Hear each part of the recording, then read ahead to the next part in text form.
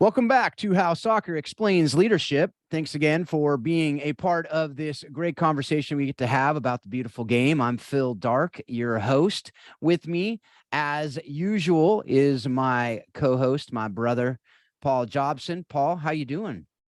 We're doing great, Phil. It's another day in paradise here in Waco, Texas. I think we're a month without rain and 100-degree temperatures. So besides trying to keep my four boys fed while mom's out of town, remembering that they need to eat every day, trying to keep the grass and the trees alive too. So it's been fun. But no, things are great, Phil. We are blessed indeed here, and having a great summer. Wrapping up, school's about to start here pretty soon. So we're getting excited about send the kids back to school. I mean, getting back into a routine.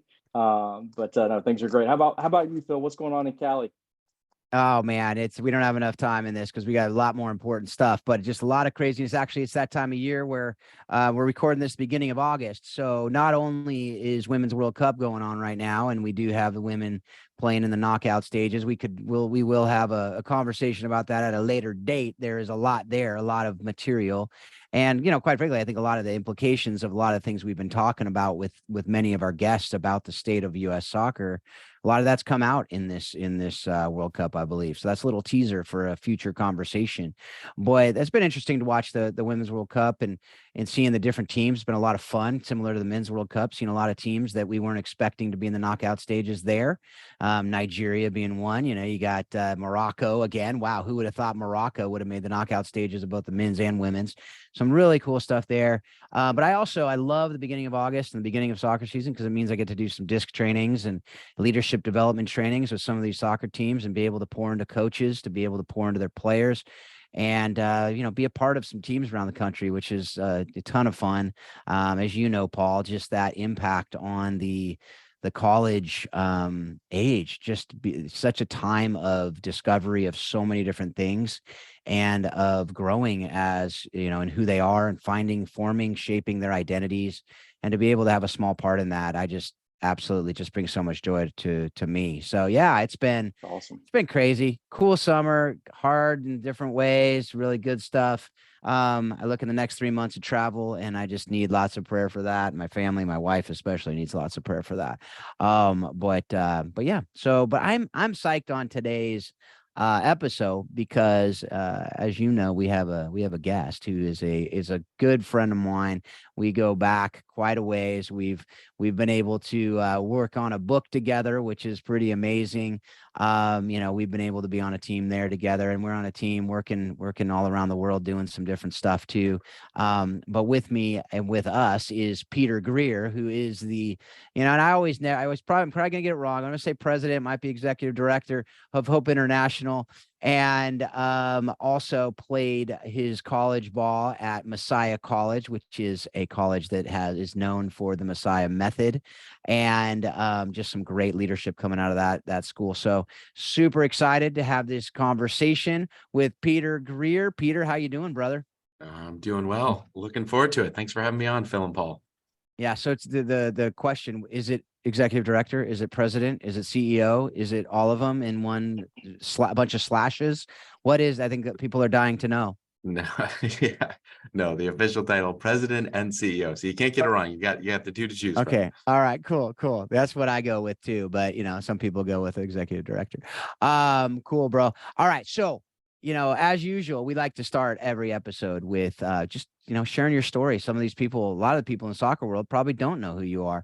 So I'd like to just hear how you developed your passion for soccer, for leadership, and how you did end up, going from the fields of Pennsylvania playing for Messiah to leading this organization that's doing incredible work around the world for poverty alleviation.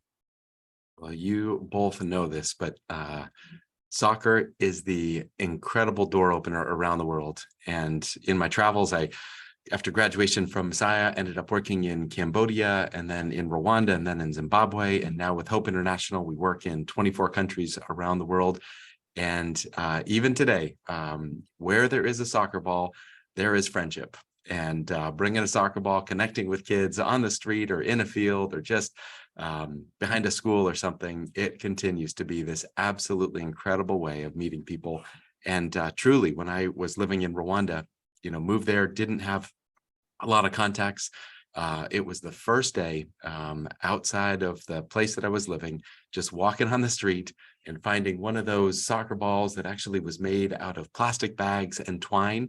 And that became my community, some young kids and then some older ones, and then ended up being part of the ambassador from the United Kingdom, had a soccer team, and I got to play on his team, traveling around the country. And it just became, I would say that was actually the high point of my soccer career, was living in Rwanda, being part of this international team and having some rural parts of Rwanda that had stadiums that would be packed. And I've never had a group of people seem to delight more in any mistake that I would make than that group. But it just so wonderful to make friends, so wonderful to have this game continue to be a part of my life.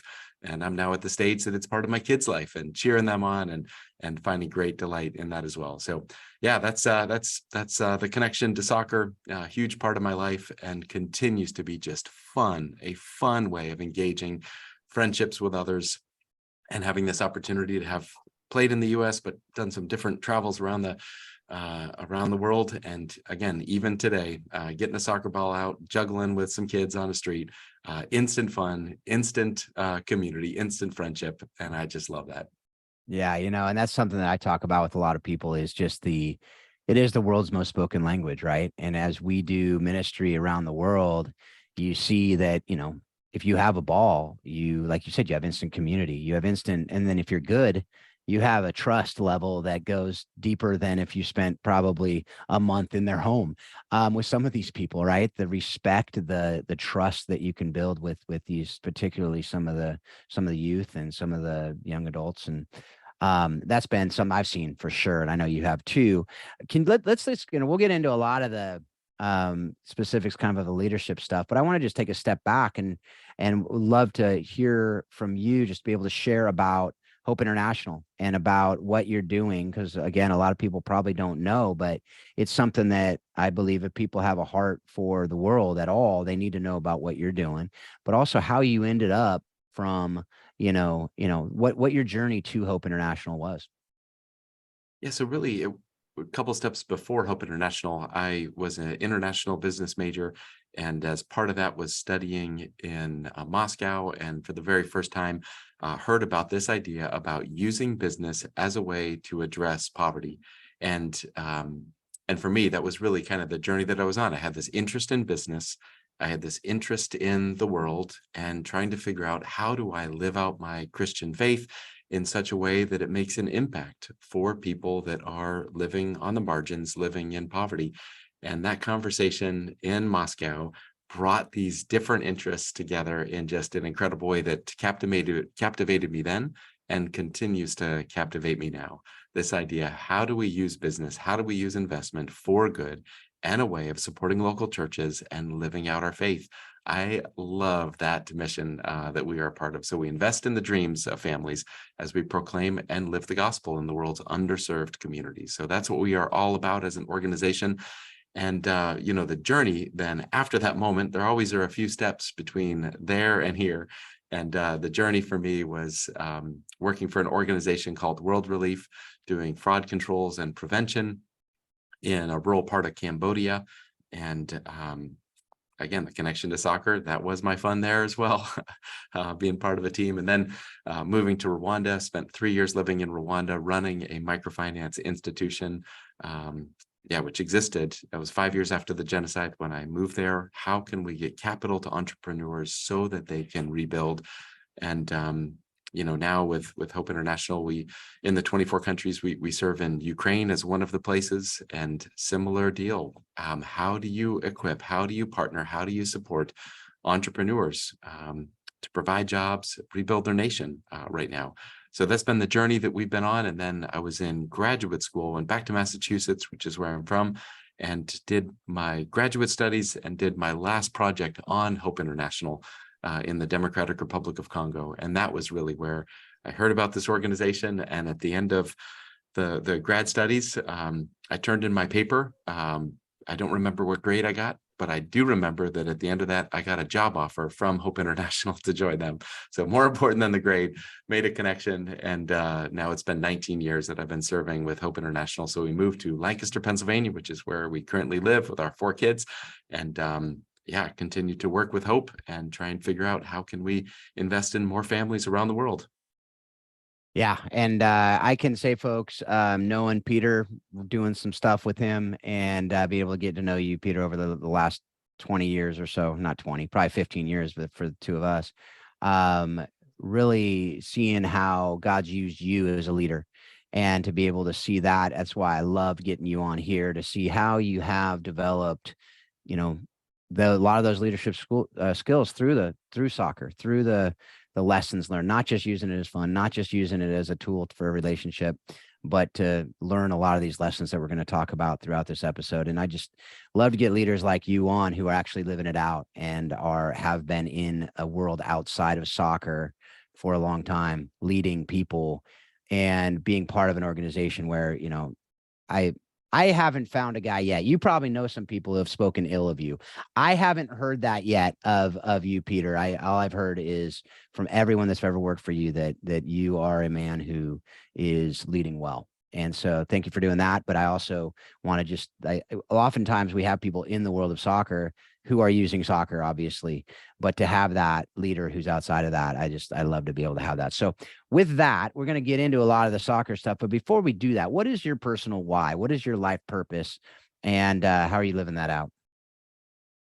Yeah. So, you know, I would answer that question differently in around 2007, 2008. And I would have answered the why much more directly related to the work that I do. That, please don't hear me wrong, I am still enormously thankful.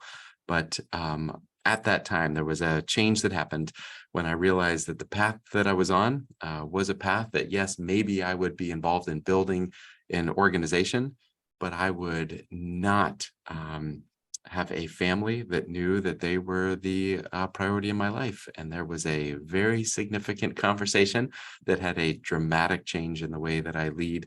And so I would say the why right now, I want to do everything possible to love Laurel and to love Keith, Lily, Miles, and London. And that's what I want to do. I want to make sure that these individuals that on this earth are the most precious people in my life, I want to make sure that they never question if they are my priority, if they are the ones that I value and prioritize above everything else on this earth. So that's my why. I want to make sure my family knows how much they are deeply and dearly loved. And then outside of that, I do want to figure out how do we make an impact around the world and really figure out how do we re-energize a church to be known for what we're for, not just what we're against, and to be for issues of justice, to be for the vulnerable, to be for those that too often are forgotten or marginalized. I would love to be part of a church that is known for that. Yeah, you know, and just to clarify, you know, Laurel is Peter's wife, and those other names were his children. So just in case you didn't make that connection, just wanted to make sure we clarified that. But also, can you just share that story real quick? And you have it in one of your books. I forget which one, but the story of, you know, you did hit a point where, you know, your wife actually was questioning your commitment to that, right? At some level.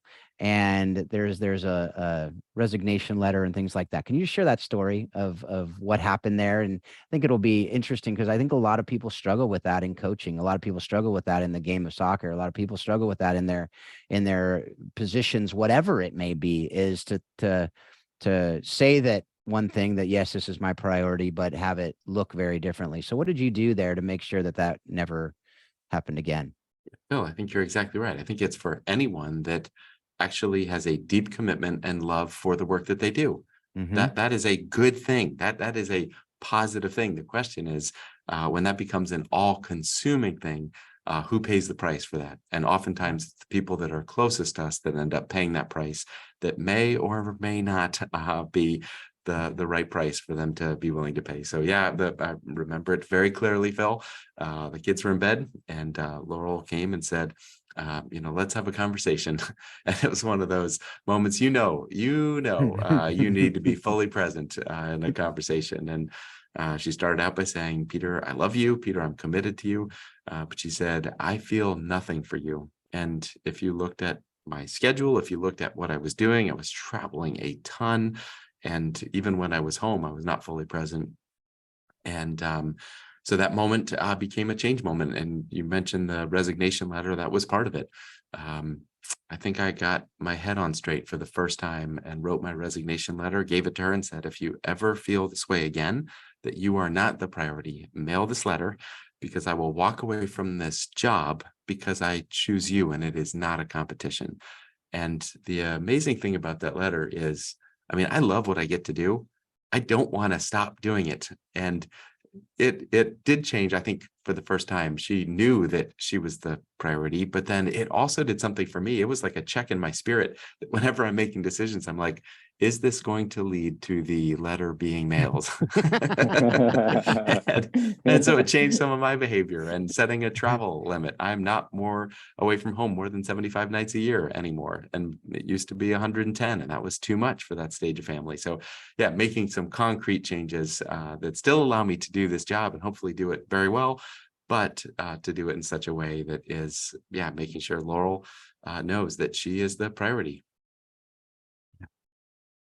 I love that, Peter. Thanks for sharing that. I think it's important for people to hear, other people's journeys. And I think, Phil mentioned it in the coaching world. I know from just personal experience, that's a difficult thing. I know it happens in all lines of life and work, but it's like, man, you're providing for your family. You feel like you're doing the right things, but the reality is like, what really is the priority? And I love the resignation letter thing. Not only is it a testament to your family, but also a reminder, like you said, to you of like, okay, is this going to be what pushes the red button here for World War, whatever it's going to be? So I love that. I appreciate you sharing that, and I think that's an encouragement to so many people to really understand too. Like there is another way. You can get stuck in a rut, in a lane, and feel like there's no way out. But I think hearing stories like that is like, hey, there are other ways around this to make sure that the priorities are where they need to be. And as a Christian, man, there's no greater calling than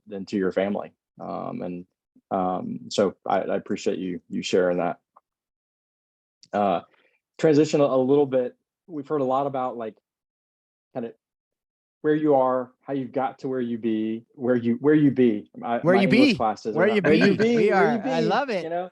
Yeah. I'm around my kids too much. They're threatening my English. But we've heard kind of your story a little bit. There's a missing nugget in there. We've not talked about your time at Messiah, and as a soccer coach, as a Christian soccer coach, the Messiah method, like, it's a small school, right? But a storied program of a lot of history, a lot of influence, not just in the soccer world, but in leadership and whatnot. Help us live vicariously through you a little bit in your experience at Messiah. Tell us about your time there. Tell us about the Messiah method, how it was utilized in your time there, and then maybe how that's influenced you as a leader now.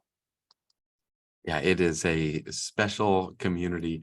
It is a special program, and I am enormously grateful for the opportunity that I had to be part. When I was a freshman, I played junior varsity, and I played lacrosse, and probably from like just natural ability, I probably was better as a lacrosse player.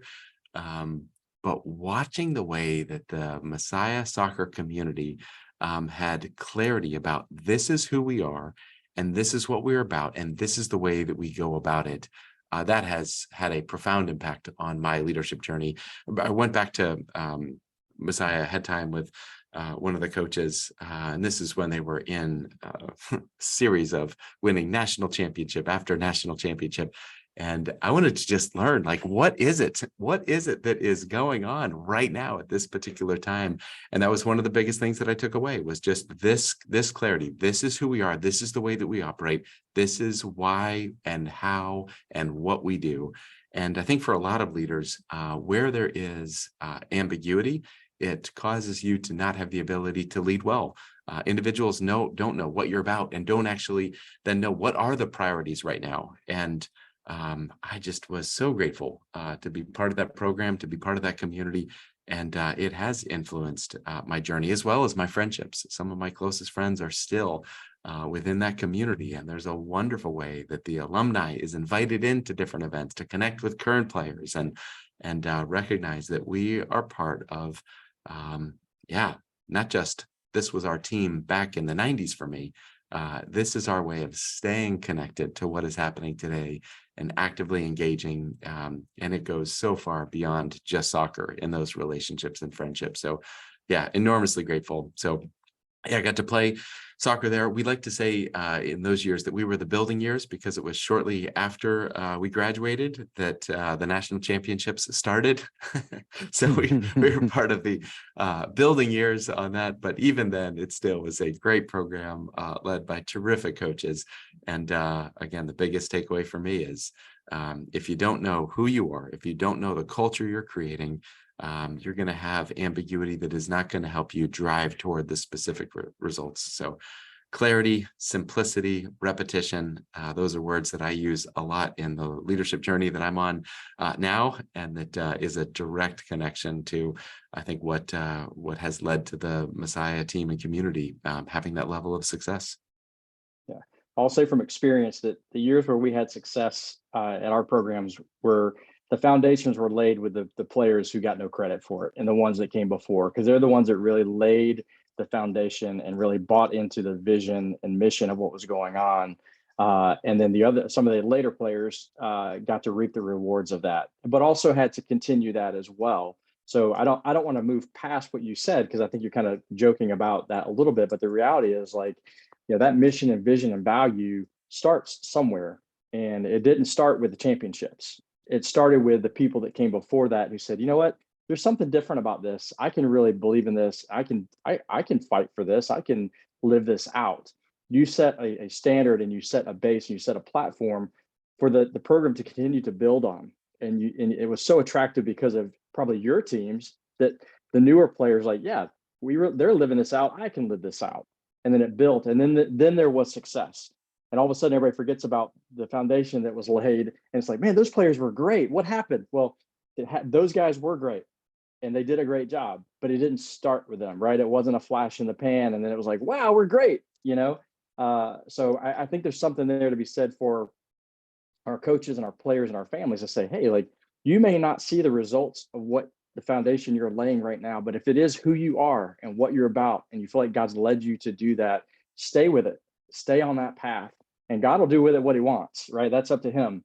But don't get away because we're so quickly wanting success, right? But the reality is God will take that the way that he wants to. So I don't want to fly by that little piece that you said there of like, yeah, we were the precursor to the national championships, but that is the reality of, I think, how things actually work. Speak into that a little bit of like how you felt like looking back on it now. Can you look at that and say, maybe you didn't see it at the time, but can you look back at it now and see kind of how that all maybe started to build and unfold? Yeah, no, you're completely right. And you can look at individuals that were before us, and you definitely can see this time of building. And I had the privilege. There were 3 coaches during my time, all remarkable, very different in their approach and style. But Brad McCarty, who currently is the coach, a remarkable leader. He had graduated just a few years before I did and came back to help. And so there was him, and then there was Leighton Shoemaker, as well, a long time coach, long time, just continuing to do the right thing, and always had these short axioms that maybe influenced kind of the clarity that came in the years to come. But he had always these short statements that were powerful, that would guide us, that I still remember. And one of his ones was proper preparation prevents poor performance. He's like, are we doing the work? Are we putting in the time? But then really, after I graduated, that's when Dave Brandt became the coach. And that really is when the different season of success just started for the program, and his ability to focus, his ability to, laser focus, hyper focus on making sure this was the very highest level quality program and team. So I had the privilege of working with him, and actually one connection with him is at the time, again, I said I was playing lacrosse. We had a coaching time that there was a transition in coach, and I made the biggest pitch. I said, Dave, I know you don't know anything about lacrosse. You've never played before, but you know how to win. And you can learn the other aspects of the game. Would you also consider being coach of the lacrosse team? Because there was just something in him that was so unusual and so remarkable in his ability to, just cause individuals to play even beyond their abilities, and to play well as a team, and to lead exceptionally well. So yeah, he that is what then began the new stage of success for the program. That I truly was not surprised. I was not surprised to see the success that came in the following years. Yeah, he's a remarkable coach and leader. Yeah, I love that you said that too about Dave, in inviting him, so to speak, to come coach the other team, because those coaching skills and those things, they really transcend sports. It really isn't always about the X's and the O's. It's about leadership style, motivation, direction, vision, all those things. And I've said it a million times on this podcast. I spent a lot of time reading other coaches from other sports and learning from them, because it really is. It's about leadership. It's about motivation, direction, all those different things. And it's less about the X's and the O's. You have to have those things, right? You can't be ignorant of the sport, but it's more about that. So I love that you had that vision of like, hey, like you could have success in whatever sport it is. And I think that goes into just the world of leadership, of whether it's business or whatever. It's, what are those skills that you're learning from the sport of soccer, which is what this podcast is about, and how are you transitioning that into your relationships in your home and in your office and whatnot. From your time, what is maybe one thing that you've taken from your Messiah experience that really transitioned really well into what you're doing in your leadership with Hope? Yeah, I think we touched on it, but maybe just a little more detail is, again, the clarity of the Messiah method. This is who we are. This is how we operate. And so on my wall here and within the culture of Hope International, we have the same thing. We know what our culture is. We know what we're about, and we celebrate it, and we live it out, and we repeat it again and again and again. This is who we are as an organization. And, one of them is a direct copy and paste from the Messiah method. But I just, one of them that is just this idea of grateful for everything, entitled to nothing. We want to be an organizational culture that is marked by gratitude. And I think back to that time playing soccer. That's how I felt. I was so grateful to just be on the team, to just be on the field, to just be part of this experience. And it is earned. You're not entitled to anything. Doesn't matter what happened previous years. You are entitled to nothing on that, but grateful for everything. And I just think that posture of gratitude is powerful. I think that does have a dramatic impact on a culture. And the opposite is true as well. Entitlement is corrosive. I deserve to be a starter. I deserve to have this. That is not a attribute of a healthy organization or team when those attitudes of entitlement come in, as opposed to, like, I can't believe I woke up, I am healthy at 3:30. I get to be on a field on a beautiful fall day. This is amazing. And that is still how I feel on that. So yeah, and even looking back, still so grateful that I had the opportunity to be part of that program and that team and those relationships. And, one other piece that maybe just on a personal level causes me never to forget that gratitude is freshman year, I had the opportunity to be called up to play in a varsity game. And Paul, to say that I bombed is a complete understatement. It was terrible. I mean, it was terrible. Just like, deer in the headlights. It was against Gettysburg. I remember coming off the field, didn't last too long out there. And one of the teammates just putting his arm around me and, like, not even any words, like, sorry. That was like, oh, and I was You've always like, got lacrosse, I had Peter. my shot. That's what the I statement was. had my shot, and it's gone, and it's never to come back. And again, to have the opportunity a little bit later, but to have the opportunity when I thought that opportunity was gone. Yeah, maybe even that was, maybe that That's contributed to just this sense of every day, every game. I am so thankful that I get to be part of this team with these people, with these friends. Yeah, so gratitude, not entitlement. That is a direct copy and paste that I want to have in my life, in my leadership, and in the organizations that I'm a part of. Yeah, Peter, before we move on, say the statement in its entirety again, because I think it's one that is so important for this day and time. Can you just read it word for word what that is again? Yeah, it's gratitude for everything, entitled to nothing. Yeah. Love it. And I think what that does too is remind us that entitlement is not a new thing, right? So many people are like, oh, this next generation are just so entitled. It's like, it's not new. And I went back and listened to some old episodes, and one of their early episodes was talking about that, how entitlement, especially in those years, in the teen, early 20s years, is an entitlement. And it goes on. I mean, it continues. Yes, right. We still have that. I mean, even when I was taking the shuttle to train on leadership development and talking about not being entitled to things, I'm glad I had that in my mind, because I was on a shuttle and it broke down. It had issues. It couldn't go past 55 miles an hour. And I was sitting there and I just thought, at least I'm getting there. At least we're moving. I'm grateful that, we're there, and like, it was a great day. I wasn't stuck on the side of the road, like all these things. It's so massive. It's so massive in our lives. If we can have that, everyone's like, attitude of gratitude. Yeah, that's true. But just not just an attitude, but like a true, like, if that is who you are, like you are a grateful person, it's part of our identity. So, yeah, I mean, we could talk more and more about each of the things. I'm sure it'll come out in some of the different parts of the conversation of the Messiah Method. Folks, if we talked about the Messiah Method, that's actually a book out there called The Messiah Method. If you're not aware of it, strongly, strongly recommend you go pick it up. And we'll have that link in the show notes to get the Messiah Method.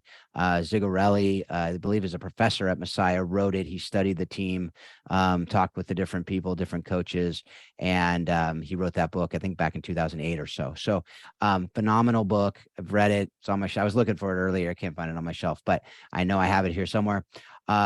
Hopefully we'll get them on someday. We can chat about that.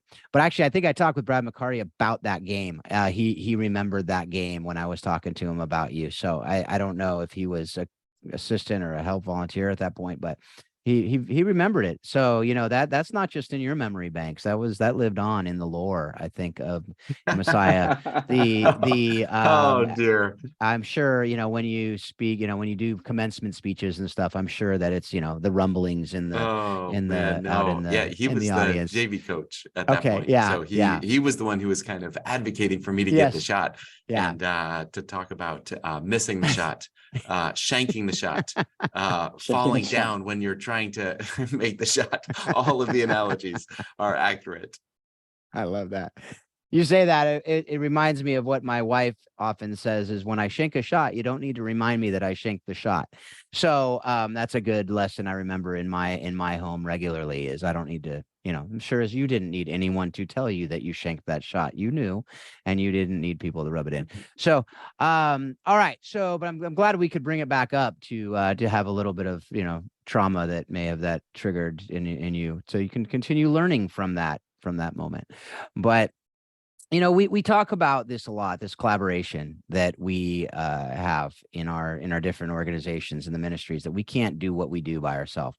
Every book you've written has had a co-author, at least one. And that's on purpose. It's not just because we know we do things better together, right? But how did you learn? How did you see, basically the lessons from soccer, Messiah, otherwise, even as you're playing in Rwanda, other places? How do the lessons from the game play out in the collaborative work that Hope does around the world?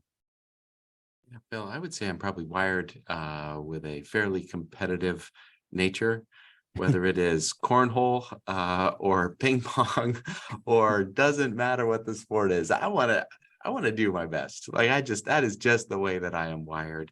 And so given that wiring, when it comes to a team, right, the question is, who is my competition? And if we're not careful, we can slowly start to think, and maybe we'd never articulate this, but we can act in such a way that my competition are the other teammates on my team that I'm fighting for a position for. Mhm. Whenever there is a team that has that level of it is me versus you, I guarantee that will not be a successful environment. That's when you don't make the pass, even though the other person is open because you're trying to get it. That's when you do not have the ability to say, you know what, it's just not about me. And I think in a similar way with organizations, the tendency that we have is to define within the space that we operate, who's the competition? Well, it's these other organizations that are going after the same funding, doing the same thing, trying to get their name out there. And I think just as that sabotages a team, I think that poisons a sector, or sabotages a sector. If I ever identify other organizations that are trying to do good in the world, in the places that we're trying to do it, if I ever define them as the competition, as opposed to global poverty, injustice, hunger, whenever I misidentify who the competition is, I am going to not cause us to have maximum impact and become, really taking our eye off of what is most important. So we do a lot to say, I mean, the phrase that we use at Hope is we root for our rivals. Anyone else who's doing good work within the space, any other Christian organizations or any other organizations in general that are trying to do good work in the places, what can we do to encourage them, to support them, to cheer for them, to be the biggest advocates for what they are doing, and to realize that our mission extends beyond just the boundaries of our organization. And that has been transformative. That has opened up doors for collaboration and partnership that I know has allowed us to do much more good in the world than we ever could have if we were just trying to do it within our strength, our organization, and what we'd be able to accomplish on our own.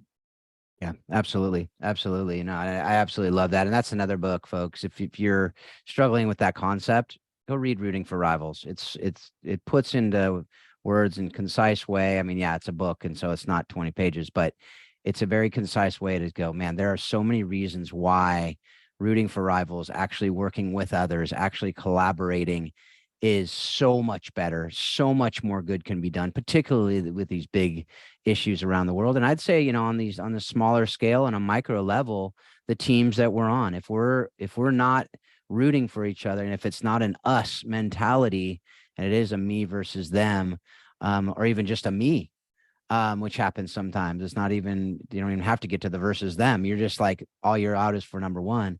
Then you're not going to maximize. There won't be synergy, and we won't be able to tackle a lot of these issues around the world.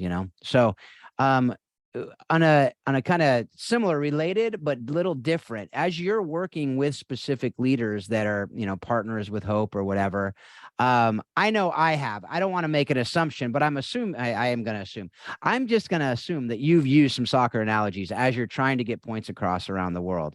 As we're working in sometimes we have language barriers, sometimes we have other barriers that are going on, and we're trying to get a point across.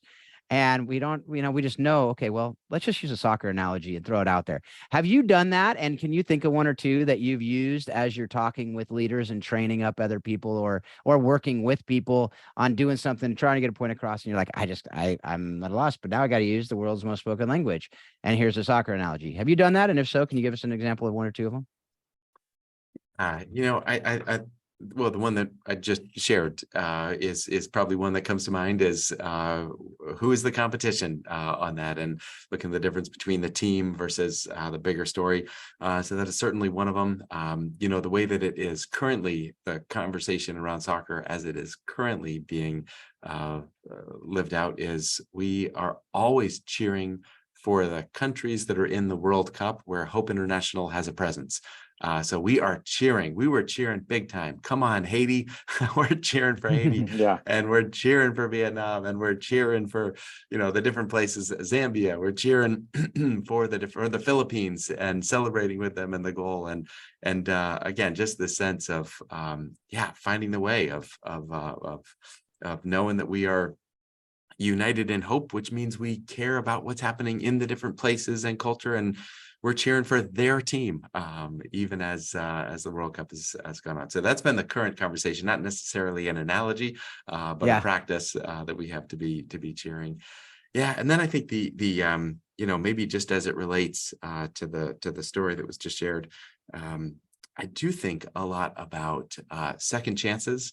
And again, maybe that's just a personal story from there, but we want to be an organization that is known for grace, grace extended, and that a mistake, a failure, even a colossal one, does not mean that you are permanently out of the game. Maybe it just means a little bit of refocus, dust off, maybe a little bit better preparation for the next time.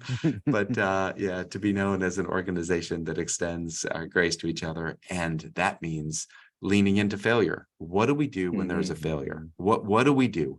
And I think that's an interesting piece. Organizations that learn and grow, just as a soccer team that learns and grows, you got to not be afraid to look at the game tape, but then not to be so consumed by what happened that it paralyzes you from being fully present in the next game. So how do you have that healthy balance of, yeah, let's look at the tape. We call them after action reviews.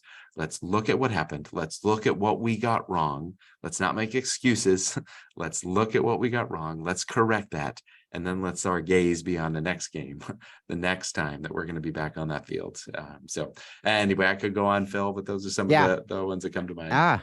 Love it. Love it. And we talked about that actually our last episode. We had Jonathan Van Horn. He's the executive director of pro soccer for Athletes in Action. And he was talking about, fail fast, fail often. He's talking about he who fails the most wins, right? This idea of failure as an opportunity. And if you're not failing, you're not trying hard enough. And that idea is so important, because we do see failure as something to avoid. Failure is bad. And we just got to reframe that. And soccer is such a great tool, because most, it's not quite like baseball where you're failing 75% of the time and you're still, pretty darn good, but you fail a lot. If you look at any of the percentages out there on passing, everything else, it doesn't take long for a player to do something. You're like, oh, that was a mistake. Oh, that was a mistake. And these are the pros, right? So that's something that is so important for us. And I think it's a grace-based versus a judgment-based. And that's something that we need in life. We need more of that in our world. Yeah. Phil, can I just one thing that relates to that I have recently discovered, but so I have 4 kids and 2 of them very active in soccer, doing the multiple teams. And in Pennsylvania, there is a bit of a shortage of refs, and sometimes there would not be a ref that would show up. So initially, I just started running some lines. I love that, because then I'm like fully focused. I'm not talking to other parents. I am fully focused on the game, and I love that. But then got my referee certification, and so I've been for the last couple of years been doing a little bit of reffing. And what I have come to realize, Phil, it relates exactly what you're saying, but the number of times that the players, and especially the parents, who is blamed for the mistake? It is the referee. And there is oftentimes a little bit of lack of civility in how that is expressed. But it just is amazing to me that if you are always looking for whose fault is it, I mean, both sides can at least agree it's the referee's fault. But I don't think that's the way to grow and improve. And just the inability to own it, the inability to say, nope, you know what? I actually contributed to this loss. It's not the referee's fault. We did not play well as a team enough I just find that is a really interesting thing that I'm getting a personal glimpse at, of the ease that it is to find whose fault is it, which causes you not to have the ability to spend some healthy time saying, well, what could I have done better? And to own the areas that are not done well. Yeah. Well, even within an organization, creating that culture where it's okay to admit failure, right? I mean, you're kind of talking about, you go back, you look at film, or you call it after action review. If you create a culture where that's normal, and I know before film review with our team, I'd always have to say, okay, before we start film, we're going to call some people out. It's not personal. Let's review what we're about to do here. This is for growth. Like this, we're going to be better after this. Don't take it personal. Other people will learn from your mistakes. But I think we're in such a culture now where people don't want to take on personal responsibility. But one, you don't want to be a failure. But as a leader, as a coach, whatever it is, you create that environment where it's normal to talk about your failures and realize the growth that can come from it, and realize that your failures are actually going to help someone else. It's not, maybe not even about you. And that's kind of what you're talking about, even with collaborative organizations working together. Hey, if you and I are working together collaboratively in an environment and I make a mistake and I can come to you and say, Peter, man, where did we mess up here? And you can clearly tell me because you're seeing it from a different angle. My organization just got better, and I think that that's something that kind of to connect all of those dots together, because I've definitely seen in the nonprofit world, especially in sport, the first to market. Hey, this is our space. We're serving these people. We're serving these young people. This is the territory God gave us. And I don't think that's how it works. But let's work together and let's serve more people. There's always, we always want more resources. We need more people as organizations. Well, how do we do that? Let's bring on other organizations that have the same mission, vision, and value as we do, and let's work through our mistakes together and create a culture of that in this environment. To grow God's kingdom in these environments. So anyway, I get excited that just connecting all those dots together, Peter, that you're sharing with us is just really, really, really encouraging. From your soccer perspective, you shared a story about your freshman year being called in. Was that your one defining moment that we're going to talk about here on this podcast that kind of shaped who you are as a leader? Or is there another maybe soccer moment you had that really shaped some of your leadership styles and made a major impact on your career? Yeah, you look back and there are certainly those moments that stand out. I don't know if there's one moment. Nobody but has one, right, Peter? Nobody yes, has yeah, one. I just wanted to make yeah, sure that one you shared wasn't maybe just the one. yeah. No, there's another one that is really, I think has made an impact in the way that I want to lead at Hope. But it was an odd moment, maybe. But I was on the bench. And it was an incredible game, and we're in, late fall. It is playoff time, and there was this. I was a junior at the time. This was a senior named Jer Sorzano, and he scored this great goal. Ended up, just like everything, just perfect. But after he scored this goal, he ran right over to the bench and had like this celebration. And I just thought that was the coolest, that here he is, he scores this moment, and where does he go to celebrate? He goes to people that weren't on the field at the time to celebrate with that. And I think so often, and this is maybe a direct correlation, what do we do to celebrate? Like at its worst, we look at ourselves, look at me, forgetting the other 10 people that are on the field that are doing this amazing work.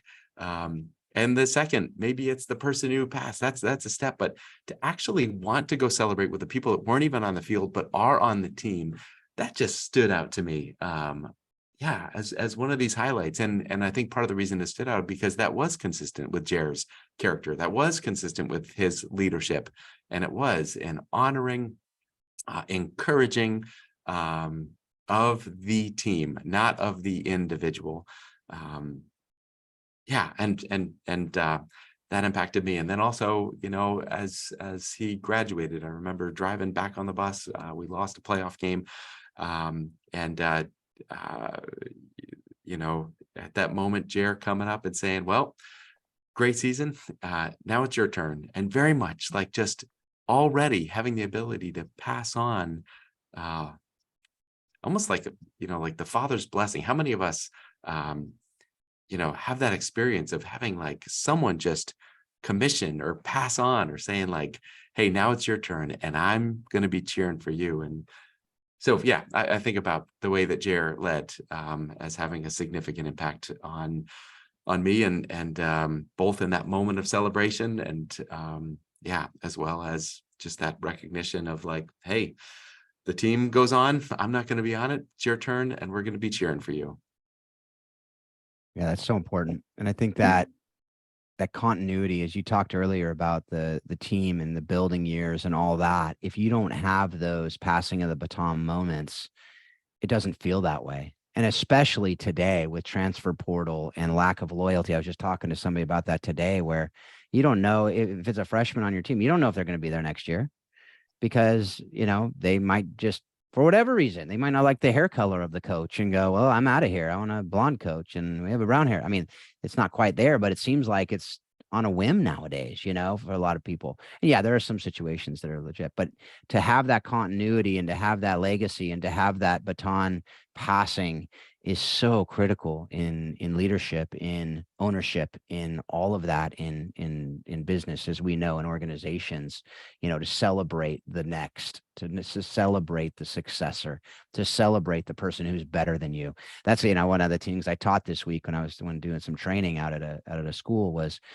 what, you know, what does it take to get to the point where you are so comfortable in who you are that you have no problem putting the captain's band on someone else's arm. You know, you can be the best number two. You can be the best number three. You know, to think of that idea on your deathbed. How many people can you say you raised up to be better than you?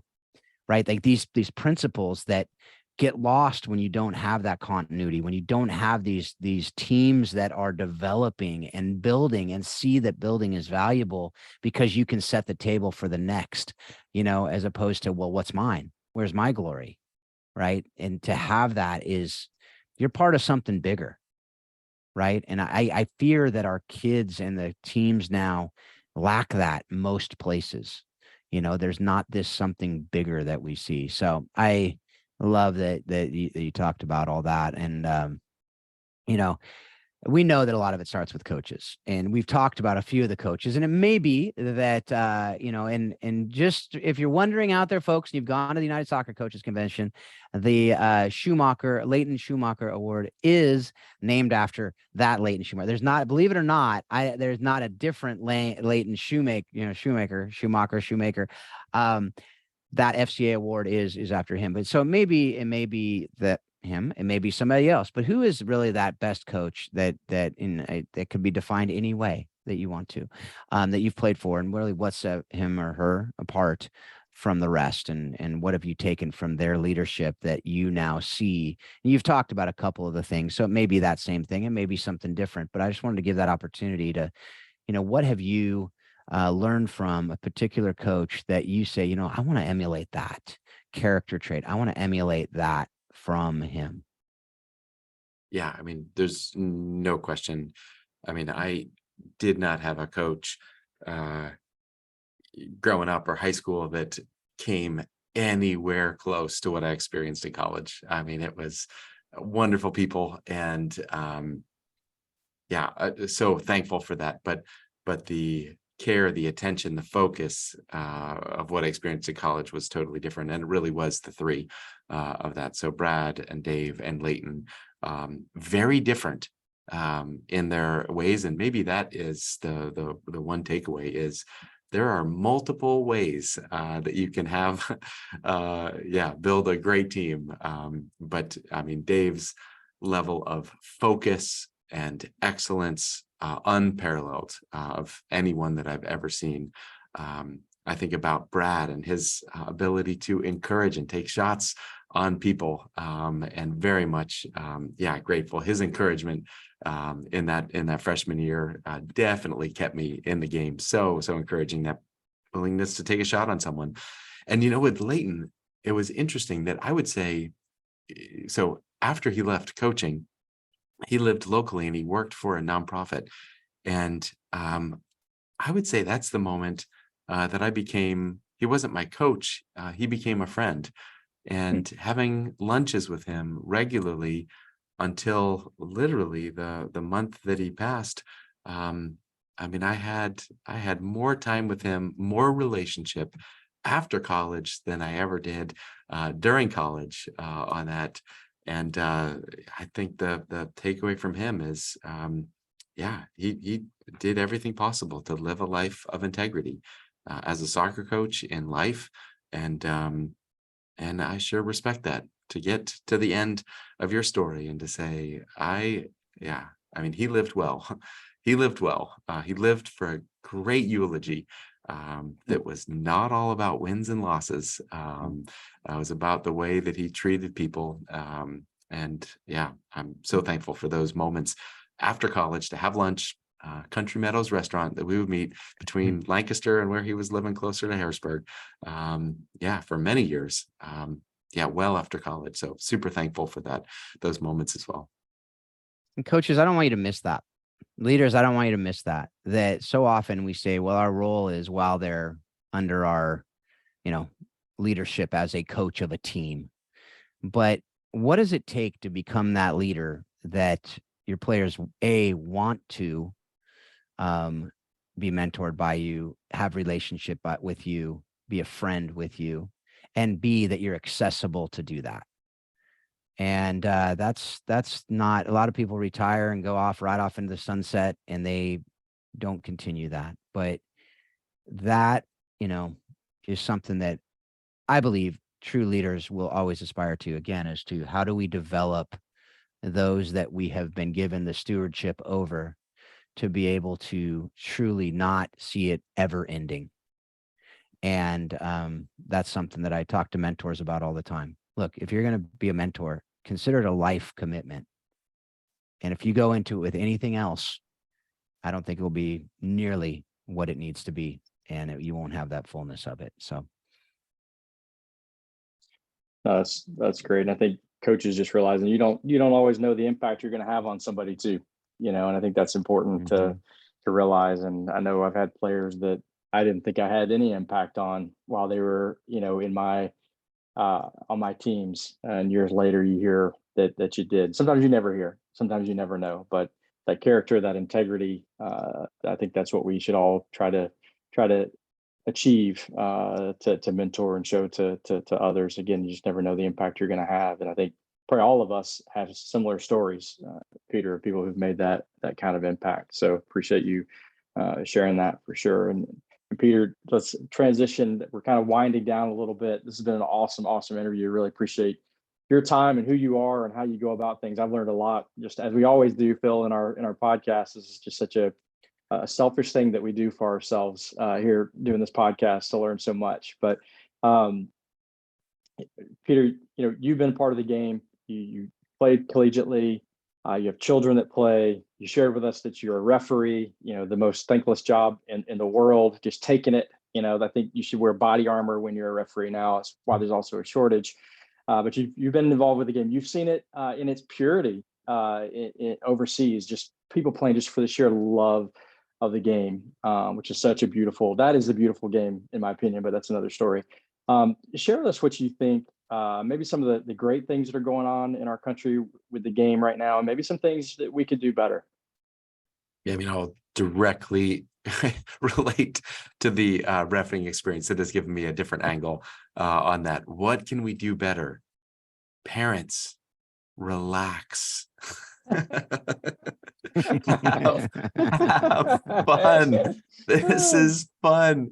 For most of these kids, they are going to remember the fun of playing the game. And many of them are not going to be playing in the World Cup. So relax, have fun, and maybe, just maybe, don't try to fight referees after the games in parking lots when you disagree with the call.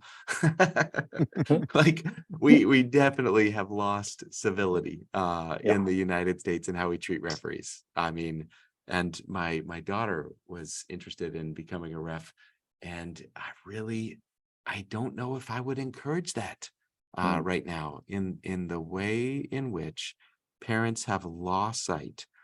They've not lost sight on the score, but they've lost sight of what matters. And the example that they have, the ranting, the raving, the words that are spoken, that is the lesson that the kids are taking away. So maybe that's the lesson coming out of the recent referee experience. Remember, this is a game. Remember that it's fun. Play hard. But let's remember it's a game, and be kind to refs. Love that. That's a great lesson. I think we can say that, be kind to everybody. These kids are just out there having fun, right. And those poor referees in the middle of the field or on the sidelines are just taking it. And I just respect and appreciate that you saw a need and stepped into it. That's another great leadership lesson as well. But yeah, that's relax. I agree. There's just too much, and it's not just soccer. I've seen it. My kids play a lot of different sports, and it's it crosses, it crosses lines, sidelines from sport to sport to court to whatever. And yeah, as parents, we've got to find other ways to release our tensions and our angers and our other issues other than at our kids' events for sure. So Yeah, absolutely. And then No, for those that are still playing, that may be the word to them. So I was a few years ago playing in an over 40 league with all my college friends, and it was like the reunion tour. I mean, it was great. And in our minds, we were back in college. In our bodies, we were not. And the two collided a little bit, as well as colliding with the goalie. I ended up having a pretty terrible break of my ankle, compound, multiple fractures. And that was the end of my competitive soccer playing. And whether it is in a collision in an over 40 league, or whether it is something less benign, more benign. But I think if those people are still playing, just have fun with it. It is such a great game. It is such a fantastic game, and you will not always be able to play at the level that you're playing.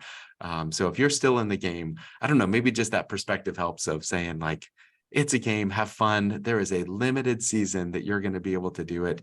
Enjoy it, have fun with it. And maybe that'll help keep a little bit of the perspective as well. But it's supposed to be fun, and it is fun when we have the opportunity to be out. And man, do I miss it.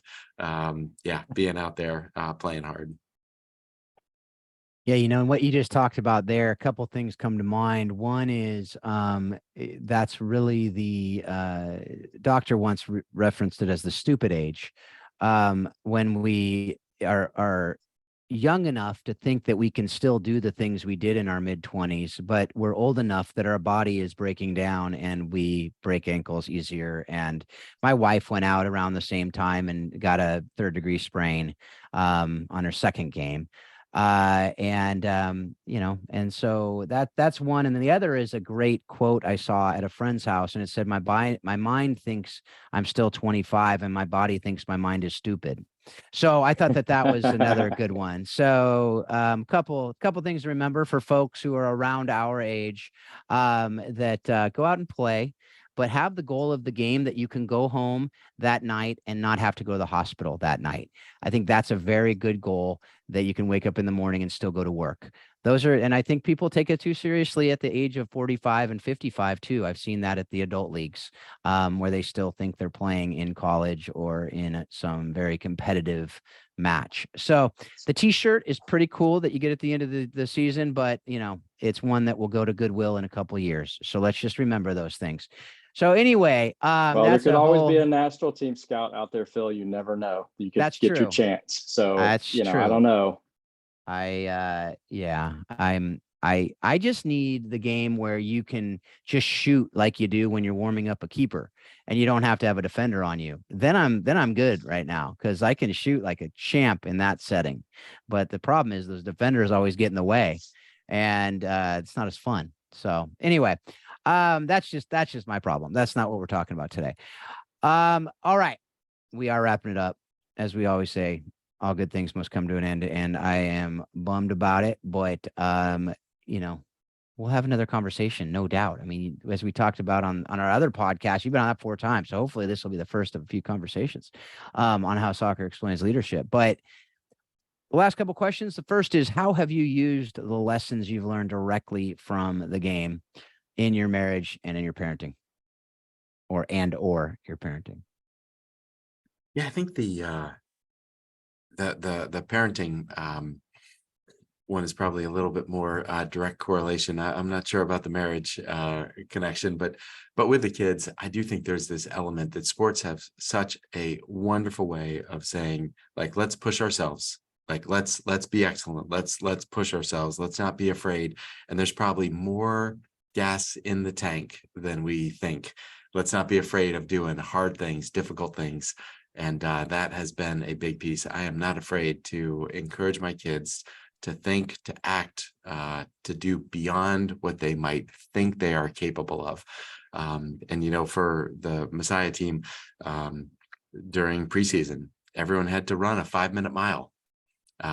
that is not an easy feat. And I can tell you the only time that I have run a sub 5-minute mile is during preseason, when you're there, and your body, it can do more. It can do more than you think. So don't be afraid of pushing yourself. Sometimes, yeah, I think not stretching kids, not stretching athletes, settling for mediocrity, that actually is not love. So let's not be afraid to see what more we can do, push ourselves a little bit further, and we might even surprise ourselves that we're able to do a 5-minute mile. So that's one direct thing that certainly has impacted the way that I think about parenting. Try to encourage our kids. Let's do tough stuff. Love it. I love that. We could have a whole hour and a half plus conversation just about that. And maybe that's when we pick up another time for sure, because I totally agree. I love that. I love that a lot. Moving on to our last question here. What have you watched, read, or listened to that has most impacted your thinking on how soccer explains life and leadership? I mean, there's no question. This podcast, you guys have had some great conversations and Ding, guests, ding, ding, and ding, it ding, is ding, ding, ding, fun. ding. Winner. It is so fun to listen in and to be involved. Yeah, no, thank you guys for what you do and the conversations and the guests that you have. It really is fun to listen. Yeah. I think you're the appreciate first that. person to say that. So, you know, I don't Favorite know guest what that ever means. now. I mean, his I status don't, just went through the roof. It was already a great podcast. Now this is probably just going to be on top of the chain from featured now on. episode that, and we just Yeah. have that part. We just have like a simple soundbite. Podcast guest of the year. We should Yes. implement that Yeah. now on the Pretty podcast. much. And Peter just won the first ever one. that balloon day podcast. I don't know. I guess it'd be podcast day, or I don't know, whatever. Anyway, we're not going to do that because that would be too clunky, but I love it, Peter. Thank you so much for your friendship. Thank you for what you're doing with Hope and how you're leading an incredible team, as we talk about regularly. Obviously, it's not you doing a lot of it. And so, but I think we talked about on Think Orphan that it's $1.8 billion has been kind of generated through the work around the world to alleviate poverty and to help people who are, really wanting to achieve things that oftentimes we take for granted. And so thank you for fighting for that. Thank you for being a humble servant leader who loves really well. So I appreciate you, man. It's both ways. Thanks, Phil. Thanks, Paul. So fun to have the conversation. All right, folks. Well, thanks again for being a part of it. Thank you for engaging this. Thank you for just really, like Peter said, there are some great conversations. So in addition to this one, go check out the other ones and let us know what you're thinking. Give us a review. Give us some feedback. If you have guests that you think would be great for us to have on, please share them with us. And if you want to learn more about the Messiah method, all that Messiah is doing, we'll have that in the show notes. If you want to learn more about HOPE International, we'll have that in the show notes. If you want to learn about Warrior Way Soccer, what Paul and Marcy are doing, or Coaching a Bigger Game, what I'm doing with Christian DeVries, please check those out in the show notes as well. And as always, please take what you're learning. We pray that you take what you're learning from the show and you use it to be a better parent, a better spouse, a better friend, a better coach, better leader, better in everything that you do. And continually remind yourself that soccer does explain life and leadership. Thanks a lot. Have a great couple weeks.